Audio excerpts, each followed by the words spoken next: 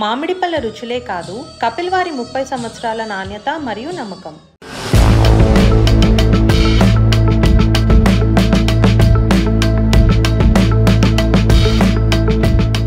IAS Ashok Khemka ఇండియాలో అత్యధిక సార్లు ట్రాన్స్ఫర్ అయిన ఐఏఎస్ ఆఫీసర్ ఎవరైనా ఉన్నారా అంటే టక్కున గుర్తుపెట్టుకొని చెప్పాల్సిన పేరు ఇది.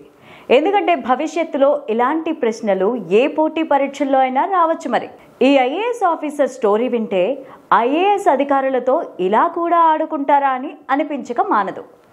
ఎందుకంటే 34 ఏళ్ల కెరీర్లో 57 సార్లు ట్రాన్స్ఫర్ అయ్యారు. అది తన నిజాయితీకి దక్కిన గౌరవంగా ఆయన చెప్పుకుంటారు. కానీ ఇకపైన ఆయన్ను ఎవరూ ట్రాన్స్ఫర్ చేయలేరు.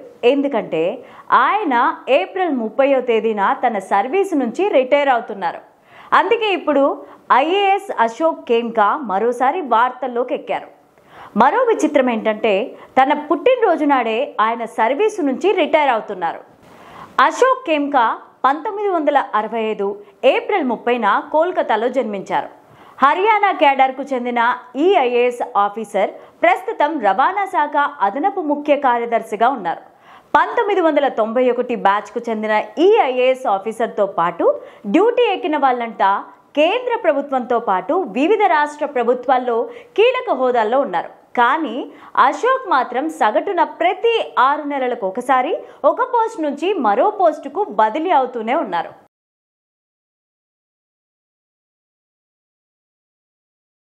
ఆయన 34 ఏళ్ల కెరీర్లో 57 సార్లు ట్రాన్స్ఫర్ అయ్యారంటే పరిస్థితి ఏంటో అర్థం చేసుకోవచ్చు. ఎక్కడికి వెళ్ళినా ఏ శాఖలో ఉన్నా అవినీతిని అంతమొందించాలనేదే తన ఉద్దేశం అంటారు. కానీ ఆ శాఖ పైన పట్టు పెంచుకోకముందే విధిగా బదిలీ అవుతూ వస్తున్నారు.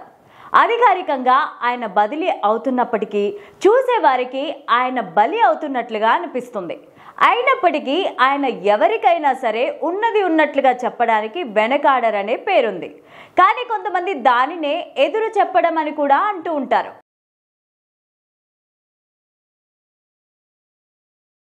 పదేళ్ల క్రితం ఇదే రవాణా శాఖలో కమిషనర్గా అపాయింట్ అయ్యారు. సరిగ్గా 6 నెలలకే ఆయన్ని అక్కడి నుంచి బదిలీ చేశారు. ఆ తర్వాత మళ్ళీ 10 ఏళ్లకు అదనపు చీఫ్ సెక్రటరీగా అదే రవాణా శాఖకు బదిలీ చేశారు. ఇక్కడే రిటైర్ అవుతున్నారు. గత 12 ఏళ్లుగా ఆయన పెద్దగా ప్రాధాన్యత లేని శాఖలు విభాగాల్లోనే పనిచేశారు.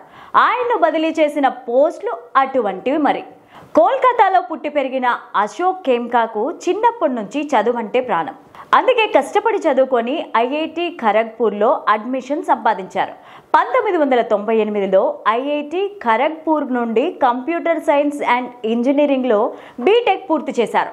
ఆ తర్వాత Tata institute of fundamental research సెంటర్లో పిహెచ్డిలో చేరారు. పిహెచ్డి చేసిన తర్వాత బిజినెస్ అడ్మినిస్ట్రేషన్ అండ్ ఫైనాన్స్లో ఎంబీఏ చేశారు.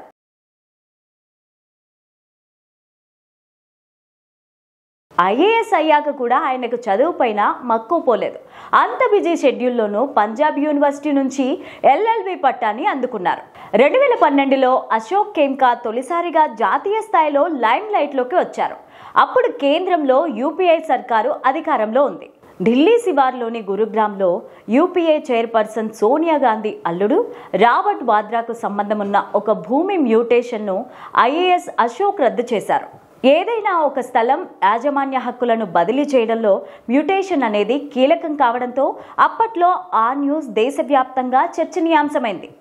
అశోక్ ఖేమ్కా రద్దు చేసిన మ్యూటేషన్ మరేదో కాదు, ఇప్పటికీ ఎటూ తేలని డిఎల్ఎఫ్ కేసు అదే. అది 2007-2008 మధ్యకాలంలో రాబర్ట్ వాద్రాకు చెందిన స్మైలైట్ హాస్పిటాలిటీ సంస్థకు డిఎల్ఎఫ్ యూనివర్సల్ లిమిటెడ్ సంస్థకు మధ్య జరిగిన ఒక ఒప్పందం. ఈ డీల్ వెనుక ఎన్నో అవకతవకలు ఉన్నాయని హైలైట్ చేస్తూ ఆయన ఆ మ్యూటేషన్ను రద్దు చేశారు. ఇప్పటి వరకు ఎన్నో దర్యాప్తు సంస్థలు ఆ కేసుని విచారించాయి. కానీ ఆ కేసు ఇంకా ఓ కొలిక్కి రాలేదు. సరిగ్గా 15 రోజుల క్రితం అంటే ఏప్రిల్ 15న రాబర్ట్ వాద్రా ఈ కేసులో ఎన్ఫోర్స్మెంట్ డైరెక్టరేట్ అధికారుల ముందు విచారణకు హాజరయ్యారు.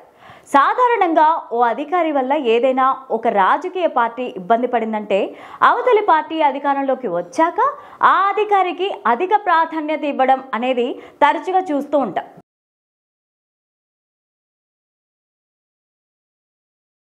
రాజకీయాల్లో, బ్యూరోక్రసీలో ఇది ఒక అనధికారిక ఆనవాయితీగా కనిపిస్తోంది. కానీ కాంగ్రెస్ పార్టీని ఇంతలా ఇరకాటంలో పడేసిన ఈ ఐఏఎస్ ఆఫీసర్ విషయంలో మాత్రం అలా జరగలేదు. ఎందుకంటే హర్యానాలో ప్రభుత్వాలు మారినప్పటికీ అశోక్ బదిలీలు మాత్రం ఆగలేదు. ఉదాహరణకు ఒక ప్రముఖ వార్తా కథనం ప్రకారం ఒక ఆర్కేఎఫ్ డిపార్ట్మెంట్కే ఆయన 4 సార్లు బదిలీ అయ్యారు. అందులో 3 సార్లు బీజేపీ అధికారంలో ఉన్నప్పుడు జరిగిన బదిలీలే. ఆయన మొత్తం కెరీర్లో కొన్నిసార్లు 3 నెలలకే బదిలీ అయితే ఇంకొన్నిసార్లు అంతకంటే తక్కువే. ఆయన బదిలీల సగటు కాలం మాత్రం 6 నెలలకు మించలేదు. ఏదేమైనా ఈ ఐఏఎస్ ఆఫీసర్ అశోక్ కేమ్కా అనేది గుర్తుపెట్టుకోవాల్సిన పేరేనండోయ్.